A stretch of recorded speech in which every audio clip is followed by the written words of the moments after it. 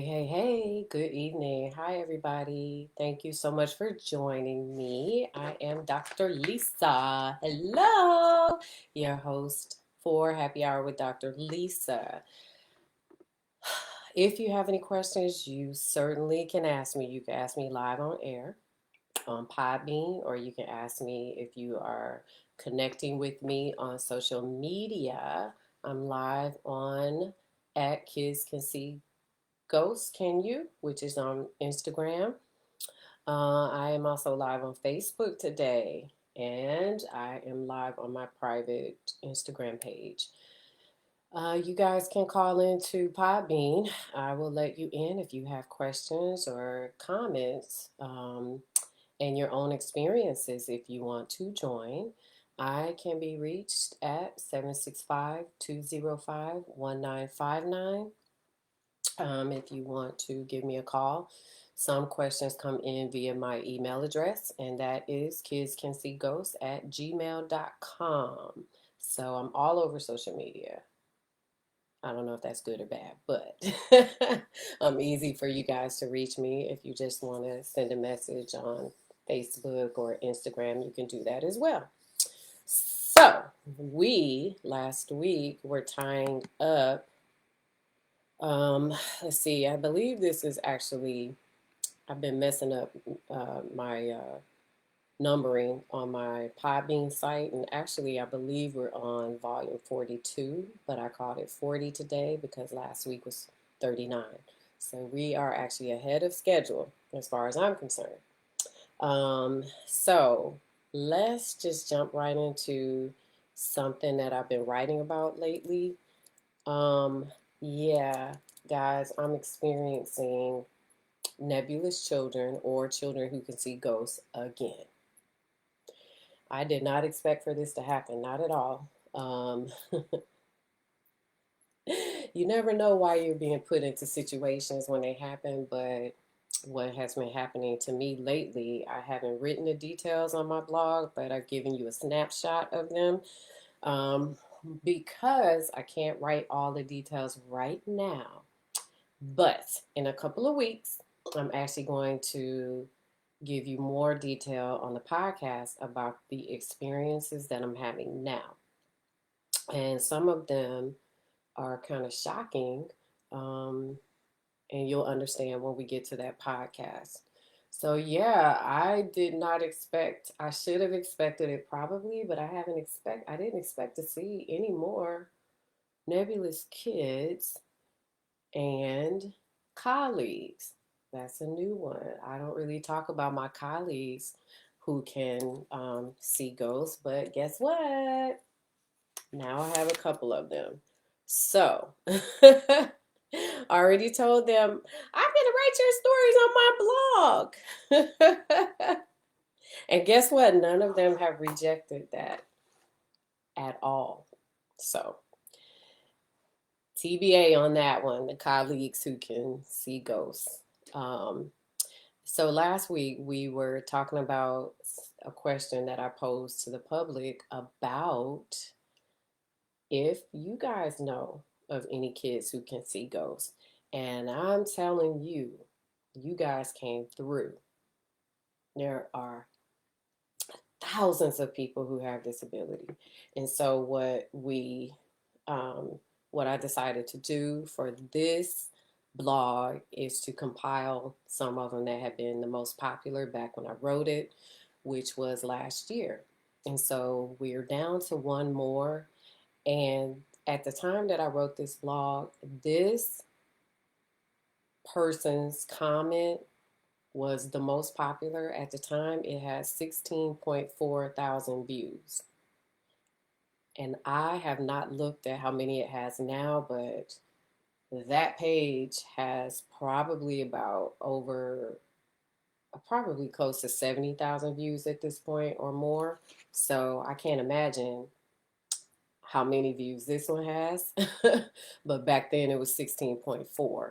And it was the most popular one response.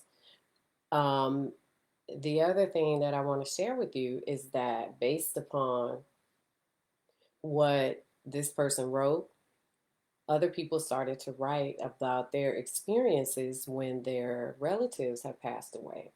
So that was like a response that generated other responses. So it's pretty interesting. And this story is also a story that I hear quite often from all of you that do write into me about it or call me and talk to me about it. That some of you have questions about, your relatives that have passed on, but also some of you have had experiences with seeing them in dreams and stuff like that. And I can relate to that because I've had dreams about deceased relatives as well. This one is a bit different, and as some of them are very different. This person is discussing the fact that they can actually see ghosts. And this is what it says if you have not looked at the blog. Yes, I do. I've been seeing them since my grandpa died when I was 5 years old. And so remember, one of the things that I share with you guys is that a lot of the parents recall being able to see ghosts just like this person from a very young age. And so this person said, I saw him standing in our driveway looking at me. So I asked him some questions like, what are you doing here? But he just stared at me. So I went in the house to tell my mom that he was just standing there outside. But when she looked out the window, he was gone. Just then, the phone rang. So mom told me to go back outside. But when I did, he was still there. So I asked him again what he's doing, but got no reply again. So back in the house, I saw mom was crying. I asked her what's wrong with her. She said my grandpa is gone, but I still saw him outside. So we both went out to look, but this time he was really gone. I didn't know he died though, or even what mom was talking about either. The next time I saw him looking alive again was at his funeral. He looked real to me, but nobody else saw him. This time he smiled at me, so I asked him what he's doing at this place because I knew it wasn't home. He smiled really big, then nodded his head at me. That's when Mom put her arm around me really tight to her. So I knew that meant to shut up.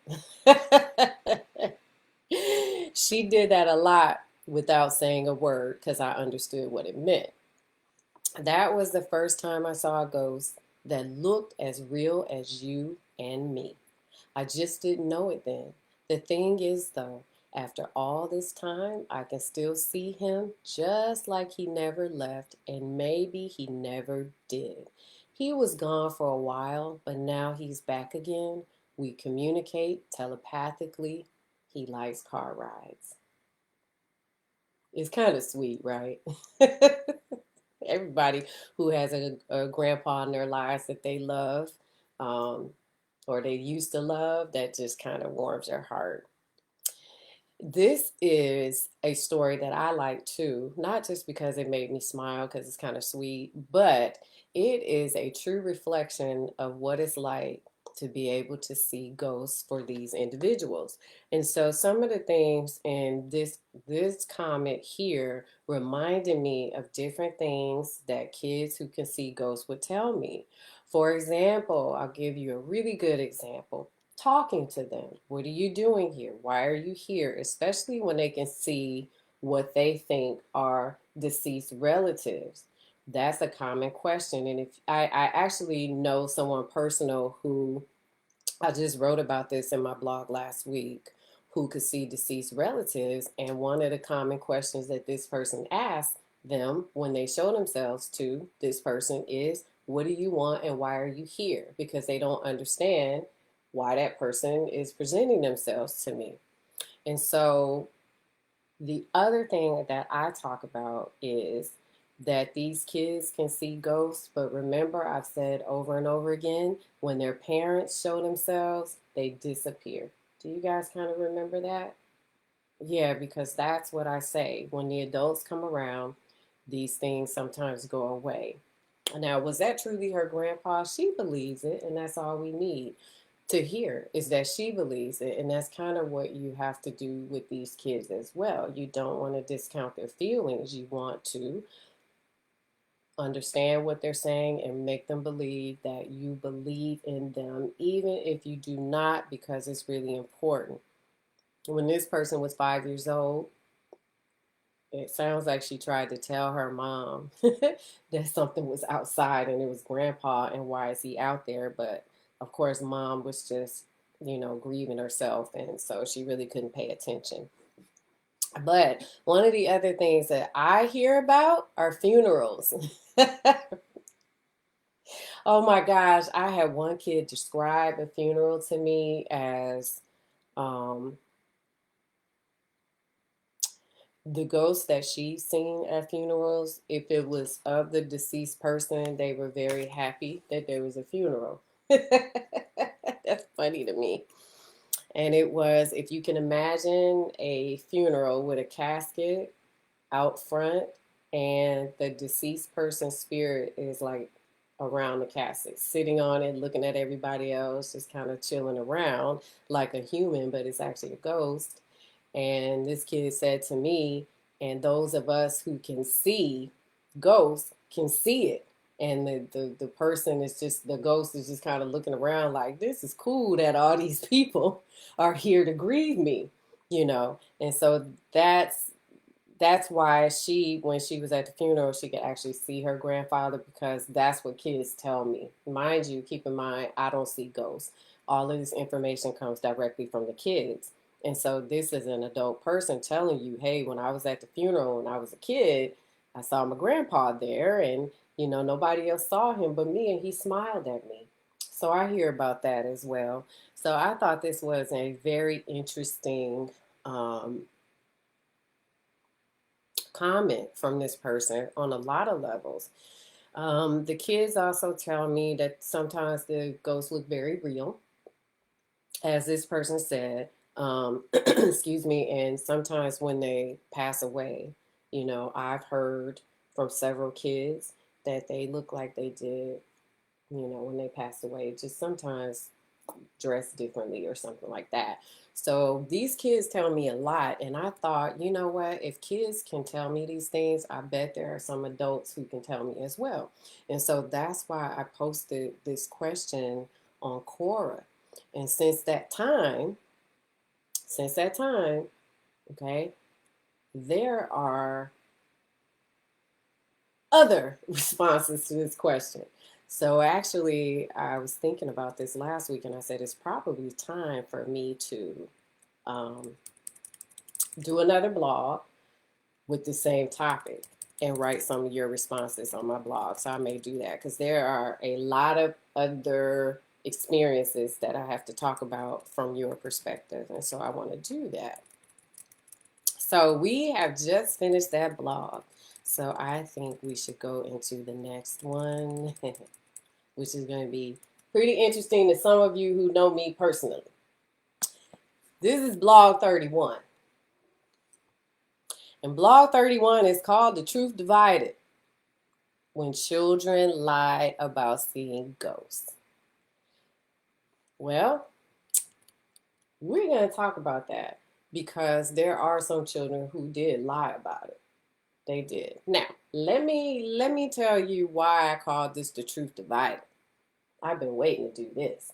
Some of you already know the story. Well, I'm going to tell you. If you scroll all the way down to the bottom of that blog, this is what I said, if you have not read it. I created the title. I did. The Truth Divided. Several years ago. I was not credited for the development of that title, and it was stolen from me for a periodical. Shame, isn't it? It is. To be specific, the person took full credit for the title and published the periodical. Now, this was a gift that was bestowed upon me, and I've never told this story publicly, but I'm going to tell it now because I don't care.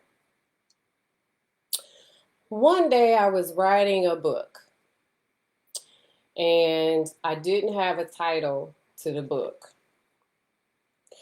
And then as I prayed about the title, because I thought this would be a really, really good book that was going to come out, um, I told the person that the book was going to be about that God placed on my heart to call it The Truth Divided. And this person said, "That's a great title. It's really good.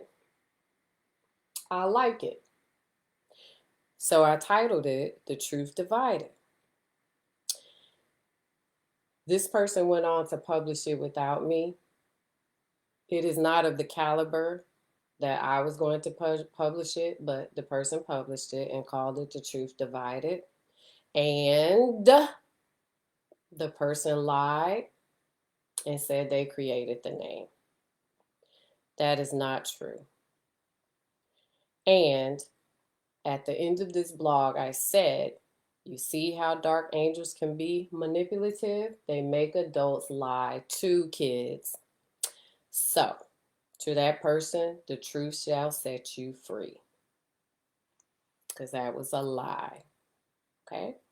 Now, when I go back up, I thought about it. I said, sometimes you get divided when it comes to these kids because you always want to believe them when you work with them.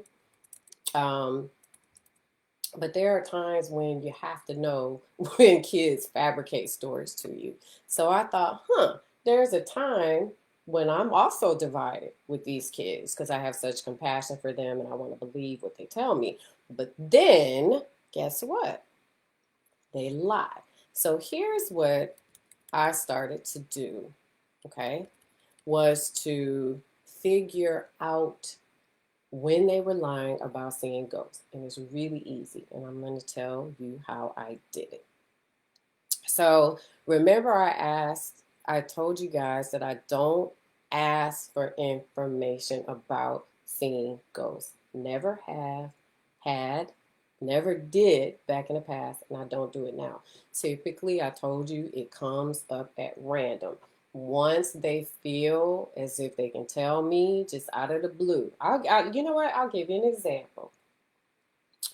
I was sitting with a parent recently who said, out of the blue, and we were talking about something different, both my kids see ghosts. I'm being guarded with what I say. My kids see ghosts. And I just sat there and I think my heart dropped. So that's how it came up. And I said, oh, and there was a story behind that, a short story.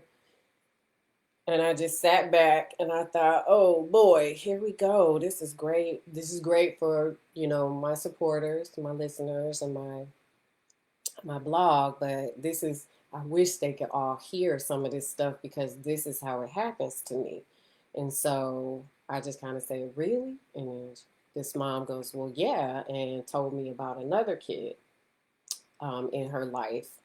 And I was thinking to myself, okay, at some point, I got to write up their story, but now is not the time to do that. But that's an example of how it kind of happens to me. So seeing the kid for something totally different, and then bam, that comes up. So traditionally, that would have been a segue for me to kind of ask more questions about it. But because other people were in the room, so mind you, there are witnesses, I didn't do that to this parent. If I ever have the opportunity, I will. Because it's truly fascinating, some of the stuff that was said to me that day. And so when these parents and kids tell you these things, it's because they trust you. They can't go into the world and tell everybody, hey, my kids see ghosts, because the world can be cruel. You guys know that, and they don't always accept this kind of stuff. So go back to the past. As I grew up in psychology, I started to understand that this was going to keep happening to me. And if you are in, the field of social science, this is going to happen to you.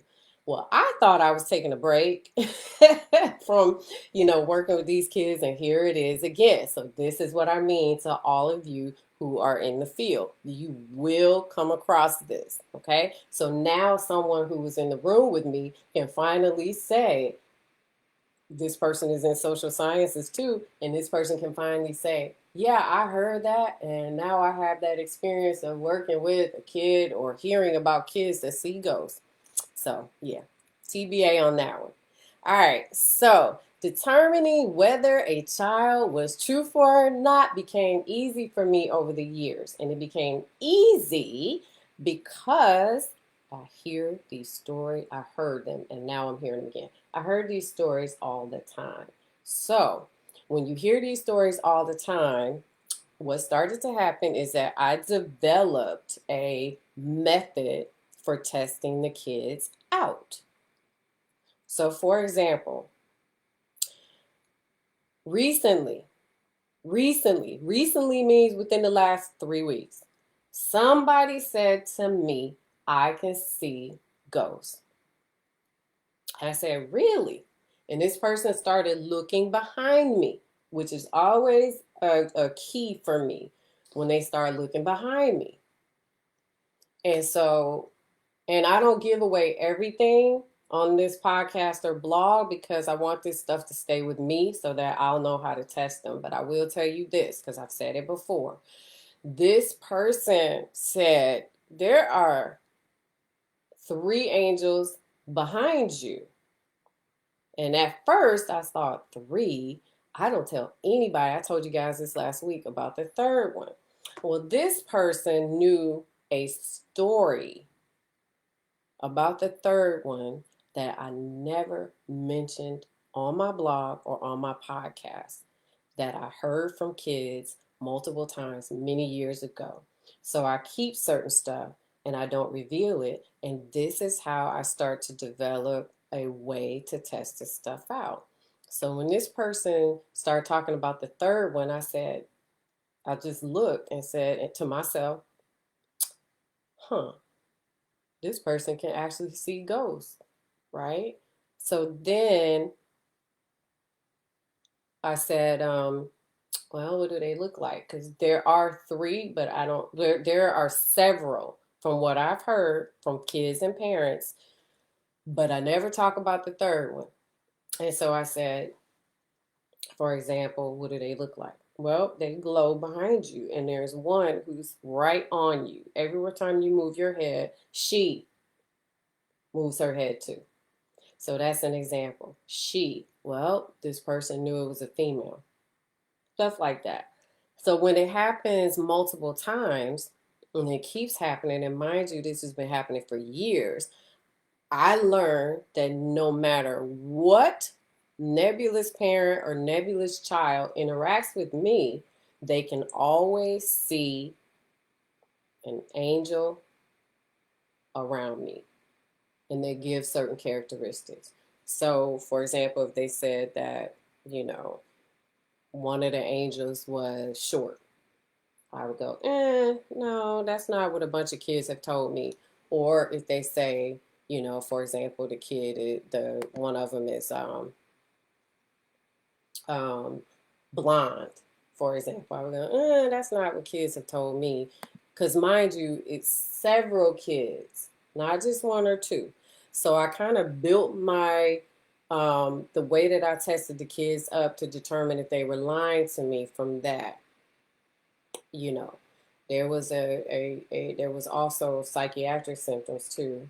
For example, all of the little kids who can see ghosts, and I'm talking about the little ones, they will always be afraid of the dark, no matter where they go. Now that can also be a symptom of them just being little kids, but it's different because they would say they see something in the dark. So there were just other things, and so it was really easy to do. One of the other ways is that the kids would tell me things that were said by certain things around me. And it was always consistent. and even the parents would say it. So again, there were certain things they would say. There was also actions they would take, and then there was the identification of certain things. And one of the most interesting things that I think, because we can't deny a kid's imagination, right? Kids have imagination. Excuse me, but one of the most fascinating things to me was that these kids would always talk about dark angels and would describe demons. Remember, little kids would call them dark angels to me, and they would describe them the same way. Now, if I encountered a kid who couldn't describe them that way, or said there was no such thing, or yeah, I can see ghosts, they look like sheets, for example, or they have stories that don't match up with, tens of hundreds of other kids that have been around me over the years, then I would kind of get skeptical about whether they really had this ability or not, okay? Because I'm always realistic too about, you know, not just the kids' imagination, but that sometimes we all make stuff up, okay?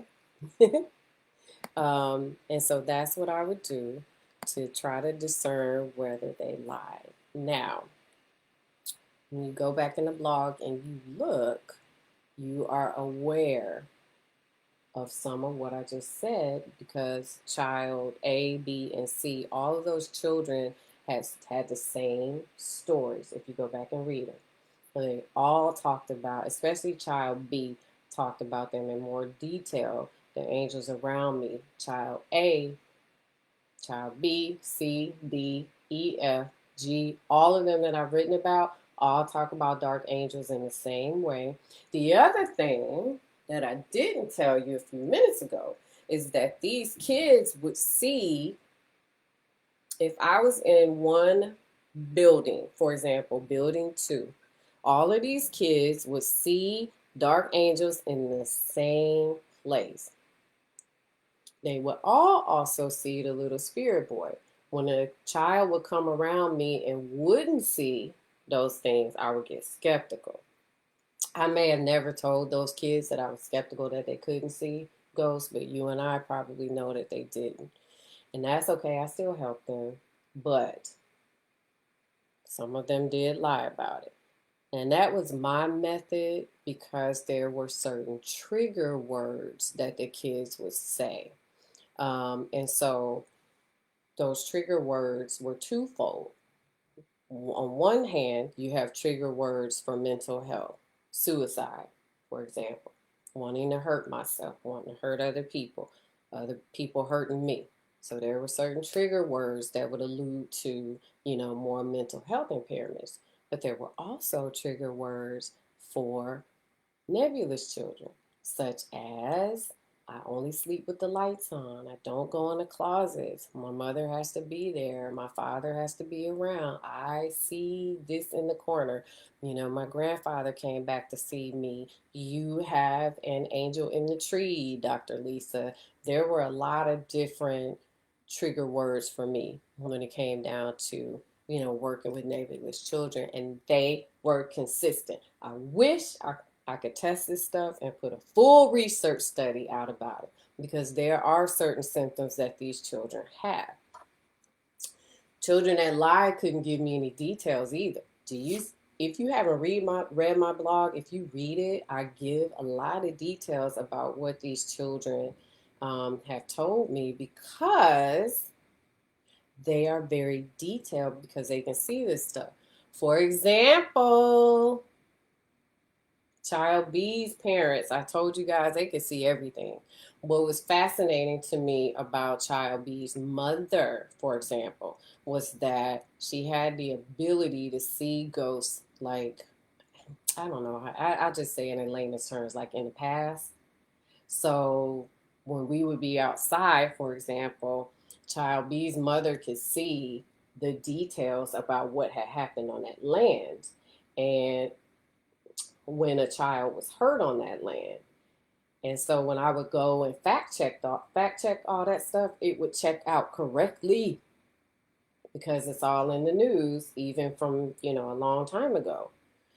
So it felt like, and it still does, that because these kids and parents can see everything, that's what I describe it as, they can see everything, that they could give me elaborate details.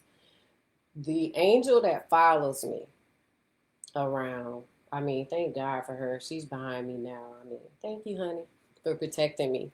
Um, because remember, the kids tell me that she's always around me. They describe her as being very tall, 7 feet or more. Um, that she's very pretty and been with me for since I was born. They told me. Um, she I don't know what kind of angel. I don't remember what kind of angel they said, but she guards me, and they said everybody has an angel that guards them. So no matter where you go, it's like right on you. And she glows, and she's of God, obviously, because I pray all those dark spirits away. I don't deal with demons at all. So she is of God, and she intercedes for me when I pray on behalf. She intercedes with God on my behalf when I pray. So they describe her as glowing white, and she knows stories about me. And actually, if you want more detail, she tells these kids little stuff about me to make me believe that they are actually talking to her. Kids who lie cannot do that. You see how detailed this gets? It gets really detailed for me. And it has gotten detailed for me. And it continues to be, because somebody recently told me about a kid that they think is possessed, that at some point I know I'm going to deal with. So you see how detailed it gets? So for me, that's huge. And when kids lied to me, they didn't have the ability to tell me, all of the details. Another detail is that the angel in the tree is actually male. Male, um, glows white, rides on my car when I drive, um, is sends. Here's a detail. I don't even know if I wrote this in the blog. The kids tell me that this angel sends animals around to check on me because he can't come into my house. A kid who can't see ghosts won't tell me that. All of these kids said that. And the reason that came up is because I had two dogs who I loved who have since passed on. And the one that died in 2019, you have one animal that's your baby. She was my baby, and I miss her. And when she died, I took it hard. But everywhere I would go, this dog was on me. And I asked one of the kids because I just had a feeling. And before I can ask, this kid said he wants to say yes to you, that he sends the dog to you. Stuff like that. Why can't he come into my house? Because he guards me outside, according to the kids. He does not come into my house. There's my angel in the house. So, from my understanding, and mind you, I can't see, but from my understanding of what all of these kids have told me, is that she, the female, that's one over 7 feet tall or something like that, she's she's guarding me all the time in the house. And then the one they call in the tree, obviously it's because he used to perch himself on the tree when I would work with the kids, and he would make the tree move, and the kids would giggle when they were working with me. And so he guards me right there outside, yeah. And then the third one that I don't talk about is because I don't feel like I know a lot about it from the kids. Maybe some older kids, now that I'm working with older kids, they will eventually tell me. But the third one would stand guard over me on a building, on the top of a building. And so I guess, and I'm not Jesus here, but I guess, God, if you pray for protection, he posts his angels just around you. So like angel in the tree rides on my car, from my understanding, when I'm at home. I mean, when I'm like riding around in my car. And then someone else had told me a couple of years ago that I actually had a lot of angels around me, but they're outside.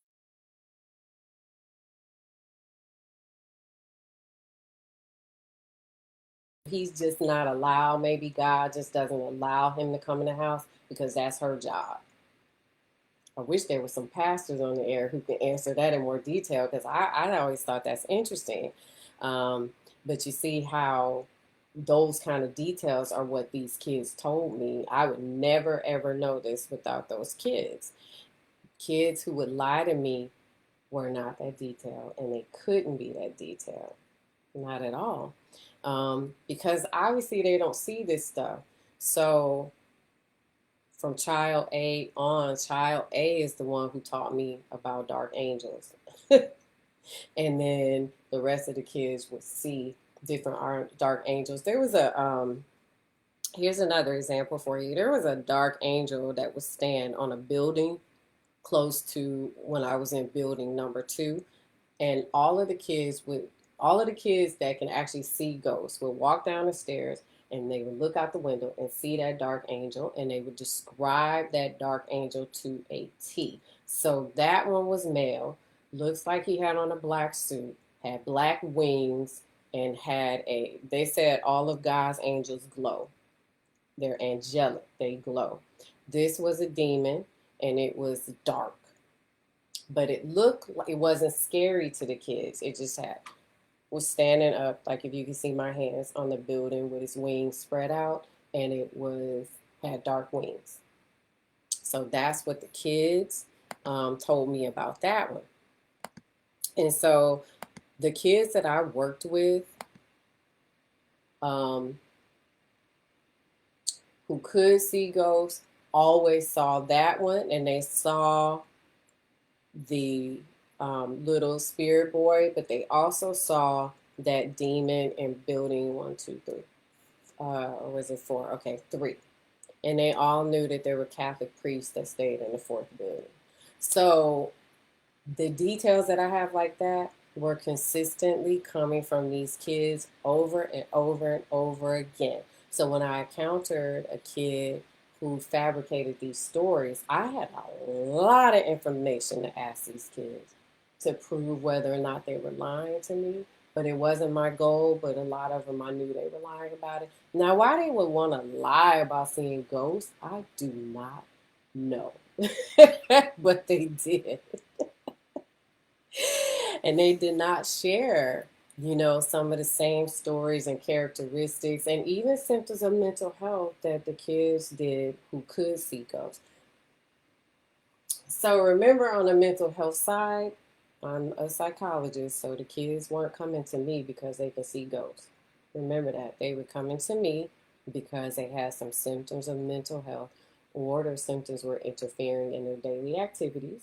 So, for example, their grades, socializing, or some of them just seemed kind of weird to their parents because they were isolating themselves because they were so sad, or they may have, you know, thought that, their kids were on the spectrum because their behaviors were a bit different than other kids. So they were actually coming to me because of their mental health symptoms. Sometimes it just so happens that these kids would tell me they could see ghosts, or their parents would tell me, and that's how I would find out. And we would just sit and talk about it. Now, here's the flip side of the coin. When kids would lie to me about seeing ghosts, let's see, how do I want to put this? Trying to help them to gain some type of control over their gifts didn't work. Remember, if they couldn't see ghosts, then it makes sense that it wouldn't work, right? But what would work is still when these kids wanted to learn how I dealt with kids who could see ghosts. For example, when they wanted to learn different ways to pray and stuff like that, those things still seem to lift their spirits and help them. So there are people who write to me and say, well, I don't believe in God and I don't believe in prayer, and that's okay. This is not about your beliefs nor mine.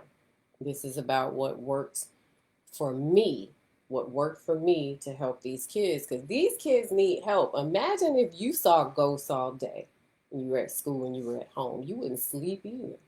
What does lack of sleep do? Extreme lack of sleep causes symptoms of mental health. So if you have symptoms of mental health like some of these kids, you would try different tactics too. And so even with kids who would lie to me, sometimes I would still teach them these things and I would see positive results in them. And so, you know, when it's kind of like, this is a question that I get. My doctor wants to give my kids medication for ADHD despite them having ADHD. It is a trial dose of medicine.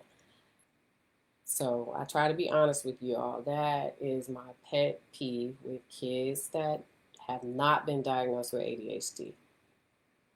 If they don't have ADHD, would medication work? That's a trick question. Ooh, I wish my students were listening.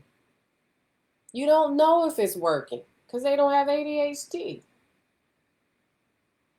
So either it's going to be like a sugar pill to them or it's going to give them a little bit of energy, right?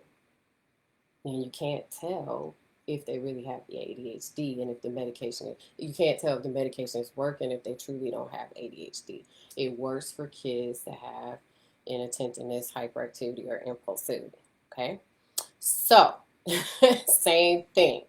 If I'm teaching them how to control a gift they don't have, is it going to work? No, not for that gift, right? Not for the ability to see ghosts. But what it did do is give some of the kids some faith and a way of coping with their mental health ailments, most of the time without medication, mind you. So you have to give some kids some support. And if they really felt as if they could see ghosts, even if they couldn't prove it to me, who am I to judge, right? So whatever I taught the nebulous kids, I taught to the kids who I knew lied to me as well, so that it would help them. All righty. There's a couple of other things to talk about in this blog, but I'm going to pause on some of the other ones and talk about dark angels. Everybody likes to talk about dark angels. You guys listen to me, you know by now I don't like giving demons notoriety, but it's okay to talk about them and you shouldn't be afraid to, and I'm not. I just don't like talking about them all the time. But I dealt with a lot of kids. Matter of fact, one of the ones recently could see something where I was in a building and I didn't like it. So I'm dealing with something like this right now. When those kids would come and they would see dark angels, and these are nebulous kids, some of them enjoyed it. They were getting attention. Some of them posed as loving little kids with them. They were very manipulative towards some of these kids. And what I would see is an increase in mental health symptoms. Believe it or not, I did. So I went on a quest, especially, I think if you read the story earlier blogs about child A, I went on a quest to try with some of these kids to remove them from dark angels. So I would try to separate them from interacting with dark angels. So I tried to find a way to remove dark angels from these kids. And there were times when I had to get the parents involved because they go home. And a lot of the kids would say that these dark angels would follow them to testing, that's psych testing or therapy, and wait outside the door for me, for them when they were with me. In the beginnings, before I understood this stuff, they were actually coming into the room. But we worked on that and I stopped that from happening. But then when they would get in the car, a lot of these kids would say they just get in the car and they just sit next to me. Yeah, dark angels sitting in the car. And then they would wait for them when they would get home and they would interact with them again. So I wasn't always successful. with separating kids from dark angels because of their tactics to influence children. And it's very tricky. I tried to do a technique called joining the family. That is a term that some of you in social sciences are familiar with. And I would try to do that to have a strong alliance or force with these families and with these kids to try to remove the dark angels because they were manipulating a lot of these kids. You know, a lot of these kids were fighting and they were, you know, doing other acts of violence because they wouldn't separate themselves from these dark angels. And listen, when you watch these movies, I am watching something now. Oh, there's a number one show on Netflix, Lock and Key. I've been watching Lock and Key because I wanted to see how the little boy is interacting, and I'm not going to give it away. You guys can watch it. Interacting with what he sees because I wanted to see how much of it mimicked the nebulous children that I've encountered. And lo and behold, let me give an example of what I'm talking about. When this little boy and also his siblings, because they're still kids, know there's a key around, they'll hear something like this. It's kind of like these spirits are talking to them, okay, so that they can find a key. That's what these kids tell me about dark angels, that they're constantly whispering at them to do stuff. Go and hit her, hit her, hit her, hit her. Do this, do that. Go rob a store.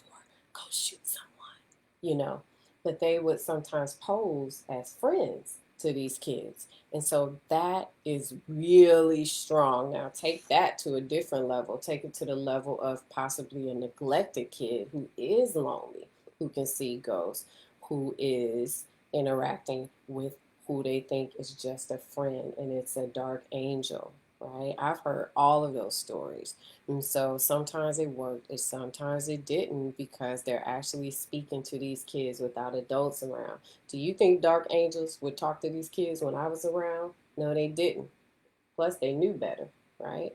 Because I would cleanse my office so they wouldn't come into my office. But when you are working with these kids, there's some unseen force who's also working with the kids, and you know, they're not necessarily, the kids aren't necessarily cooperating because they are being whispered. Sometimes these dark angels would tell the kids not to talk to me, and they would, and that I wasn't going to help the kids. And kids would tell me, they would say, they tell me that you aren't going to work with us well, or that you're not going to help us. And they say, I don't need you. Child A used to, you know, tell me that all the time. They said, I don't need you. I don't need you. That's what they told me. I don't need you. I don't need you. So that's kind of what I would face when kids, you know, would interact with dark angels. And it would make me wonder if some of the kids who actually would lie, and it would make me wonder if some of the kids who actually would lie about seeing ghosts actually had dark angels around them. They just really couldn't see them because some of these kids were really acting out too. So it opened up my eyes to a whole nother world when working with kids and wondering if, you know, there's some things that interact with kids that a lot of us just don't see. And so sometimes I hear about kids that are being put on medication and you haven't really tried to do the least restrictive thing with them. So I hear about that kind of stuff. And so sometimes now, fast forward, of course, like 25 years, and I'm way older now. Sometimes I wonder if we actually missed the mark with kids, you know? Am I onto something with this stuff? You know, is it happening to me with these kids for a reason?